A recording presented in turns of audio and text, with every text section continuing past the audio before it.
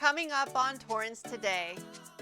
The Cherry Blossom Festival is back in Torrance after a 2-year hiatus due to the COVID-19 pandemic. And El Camino College also had its own version of the springtime celebration in memory of a former administrator. The Torrance Area Chamber of Commerce proudly presented its annual event recognizing the brave men and women at the Torrance Police Department, and Mayor Patrick Fury invites you to take part in the city's Earth Day Challenge.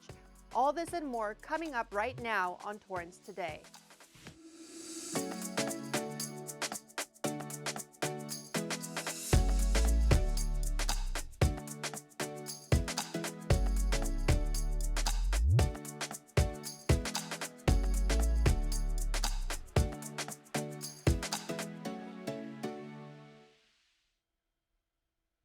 Welcome to the first episode of Torrance Today. I'm Christine Lee. It's Monday, April 4th.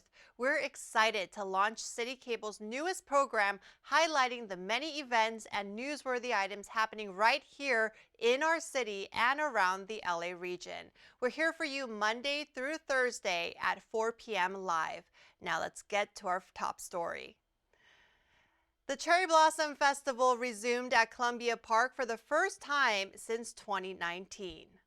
We just wanted to experience a little bit of the culture. Like Japanese, we love cherry blossoms. We're all about living that kind of like anime life. It's just nice to be like around people, like outside, enjoying the nice weather, and it's just the trees are so beautiful. We love taking photos, and like they're like our little background buddies. So we thought to bring out like the cute kimono ones to bring like that Japanese spirit to the cherry blossom blooming. The free event attracted a lot of people and featured multicultural performances and demonstrations. The Torrance Craftsmen's Guild invited artists to display and sell their work, and food trucks and booths offered a wide array of cuisines for the thousands of people who came by. Torrance held its first Cherry Blossom Festival back in 2011. The city has 100 donated cherry blossom trees scattered across Columbia Park and another 50 trees throughout the city.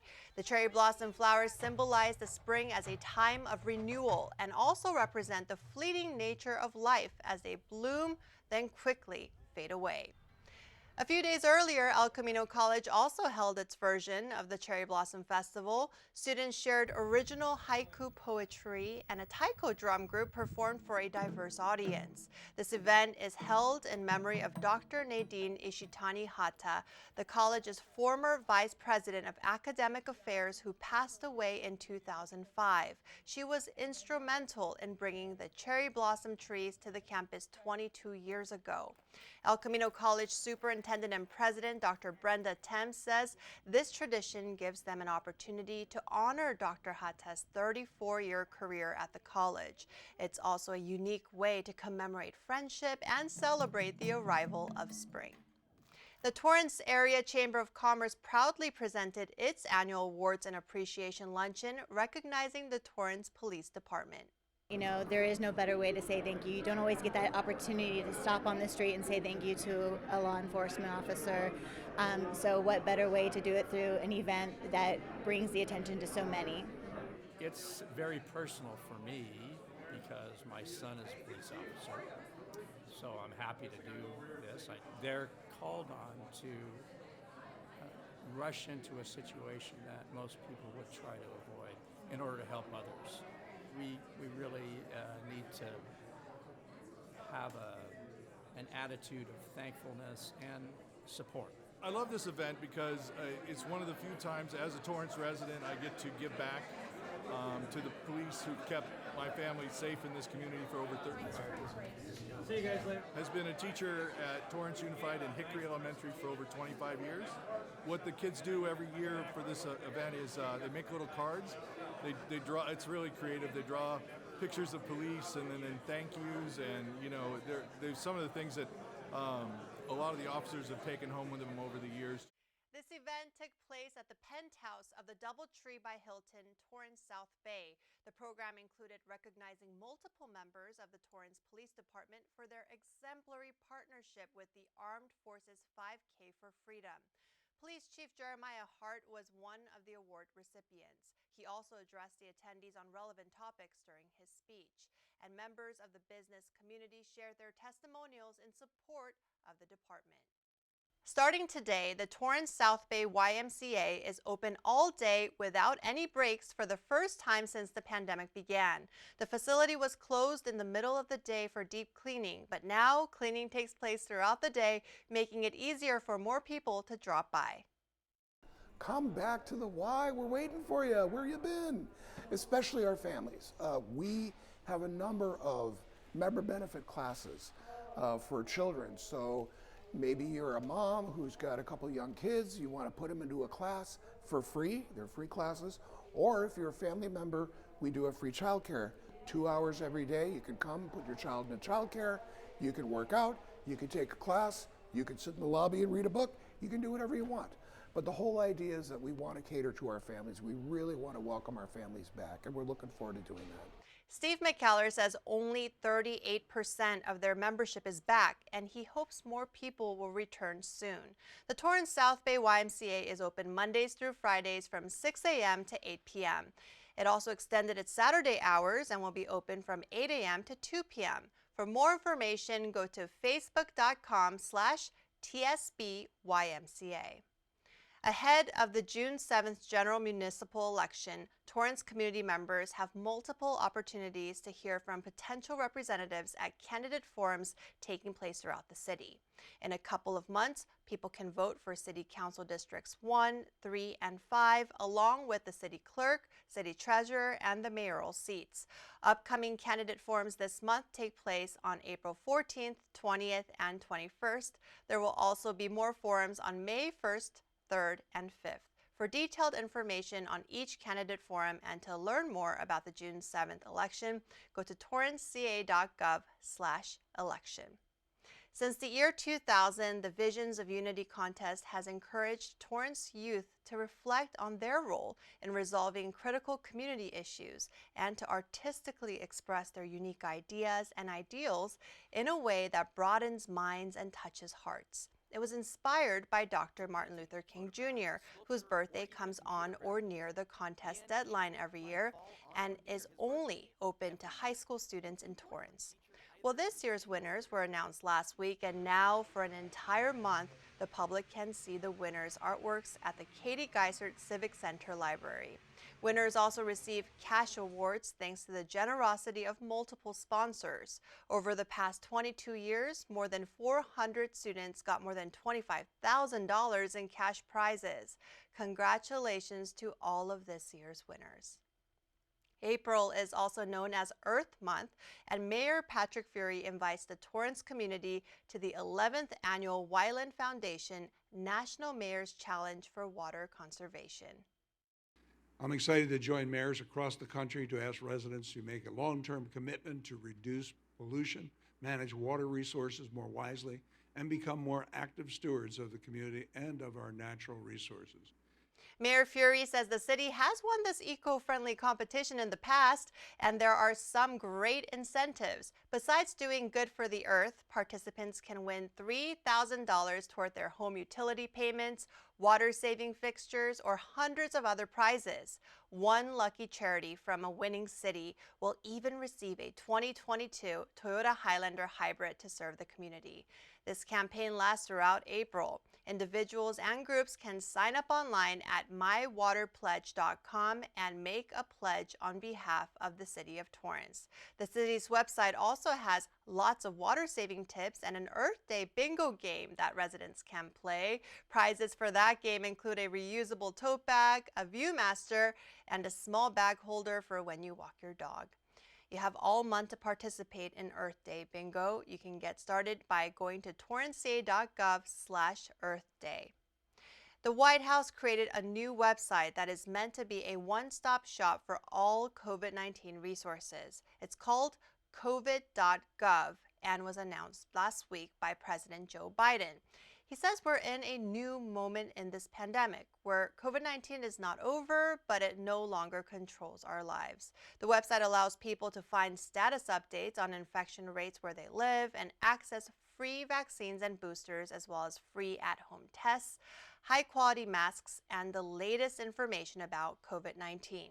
One new feature includes a test-to-treat locator that helps people find pharmacies and community health centers that provide coronavirus testing. The White House also published a fact sheet that states the administration already launched more than 2,000 of these sites, as well as more than 240 sites across Veterans Health Administration and Defense Department facilities. There will also be new test-to-treat locations in Indian Health Service facilities and other places that are considered to be hard hit and high risk. President Biden warned Americans that the country will run out of COVID-19 resource funding by the end of May if Congress does not act now. Without more funding, he says we risk running out of supplies by the fall. To sign up, go to that new website, covid.gov. LA County residents ages 50 and older can now get their second COVID-19 booster shot. The U.S. Food and Drug Administration authorized a second booster dose of the Pfizer and the Moderna vaccine at least 4 months after qualified individuals received their first booster dose. Boosters are also available for younger people who are considered to be immunocompromised and at higher risk of severe illness from the virus. For more information and to find sites offering the second vaccine dose, go to vaccinatelacounty.com. COVID-19 case numbers are no longer declining in LA County due to the highly infectious BA.2 subvariant. Up until recently, we've seen falling daily case numbers after the winter surge. The county's overall community levels remain low, about 66 new cases per 100,000 people, or 660 new daily cases a week. But BA.2 has been spreading in LA County, accounting for 32% of all sequenced specimens during the week ending on March 12th. That's double what it was the week before. LA County Public Health Director Dr. Barbara Ferrer says we're about 2 months out of the peak and have seen significant declines in our cases, hospitalizations, and deaths. But with case numbers no longer decreasing due to the BA.2 subvariant, now is the time for us to use the tools at hand to decrease both personal and community risk. She continues to push for residents to consider vaccination, testing, masking, and therapeutics as ways to combat the virus. Well, at the end of every episode of Torrance Today, we want to leave you with a positive story from our community that fits the theme for the day. Well, let's make today a Motivational Monday. I recently met firefighter Katie Coburn, who really inspired me with her personal story about overcoming obstacles and persevering for nearly a decade before landing her dream job right here in Torrance. Take a look. Meet Torrance firefighter and paramedic Katie Coburn. I was born in Scotland and kind of grew up there till I was 14 years old. Moved to California, joined the Navy for about 5 years. Then from there, got out of the Navy, decided I wanted to be a civilian firefighter. But the road to becoming a firefighter was a long one. For 9 years, I've been pursuing this, so I definitely had my fair share of setbacks. When I got out of the Navy, when I thought I was in shape, and I went and I did a firefighter physical agility and I failed. And I was like, oh my gosh, I need to do something. I need to change something. Katie transformed her body over several months, building both her strength and endurance with CrossFit. You can't come in with a mentality of, I deserve to be here, because really, you don't until you prove yourself, whether you're a male or a female. There's 50 other guys that are a lot stronger and more capable maybe than you are, but if you are strong and capable and you deserve to be here, then show that. When she finally applied to become a Torrance firefighter 2.5 years ago, the department invested in her to go to paramedic school, then paid her throughout the pandemic when her training got delayed, finding other ways she could help the community as a cadet. They put us on ambulances and they had us driving around the city and testing people at home, some of the older people that couldn't make it out to testing sites. Katie is only one of 3 female firefighters at the Torrance Fire Department. I have an 8-year-old, so I love an 8-year-old girl. So I love when I see little girls that see me in uniform and they say, girls can't be firefighters, and I can take them to the engine. I show them where I sit on the engine. I show them that I have all the gear and that we can do that. You can do anything you want to do. She encourages other women to never give up on their dreams, no matter how unconventional they may be. Come in with that confidence and come in and work hard and commit and do well, because you'll gain the respect from those guys I think that's the most important thing, is for them to be able to look to their left and their right in the back of the engine and say, oh yeah, I'm good. I'm with Katie today. She knows what she's doing. You know, that's a good feeling. Thank you so much for sharing your story with us, Katie. Well, the next time you see a fire engine go by in Torrance, take a close look and you just might see Katie out on a call. Well, that's our show for today. Let us know if you have a positive story to tell by emailing us at torrancetoday@torranceca.gov. Thank you so much for joining us. We'll be back tomorrow with more news from and for our Torrance community. Have a great day and see you again soon.